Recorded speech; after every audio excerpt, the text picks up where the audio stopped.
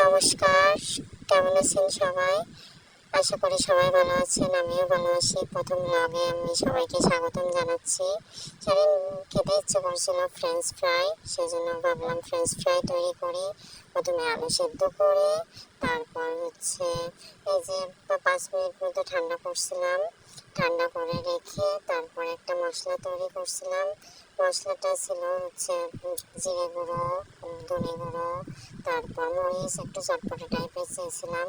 তারপরে এই যে মাখিয়ে ভাজছি।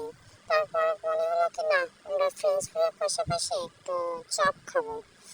সেজন্য আবার চপের জন্য সব কিছু রেডি করা শুরু করে দিলাম। তারপর ফ্রাইগুলো এক পাশে ভাজছিলাম, আর এক পাশে আমার ননদিনী, সে চপের জন্য রেডি করছিল, চপটা কীভাবে তৈরি করবে সেটা। তারপরে ফ্রাইগুলো ভেজে এইটা হলো আমাদের ফ্রেঞ্চ ফ্রাই ফাইনাল লুক ছিল। তারপর চপগুলো বানিয়ে নিল সে। এই যে চপগুলো কিছু বানিয়ে নিয়েছি, আবার কিছু ভাজতে দিয়ে দিয়েছিলাম। চপগুলো যে ভাজা হোক, আস্তে আস্তে সে চপ বানানোর যে সেটা নিতে একটু আমার মনে ছিল না। এই চপের আমাদের ফাইনাল লুক। সবাই বলবা দেখি কেমন হয়েছে চপগুলো। এই ছবি দেখো, আর এই আমরা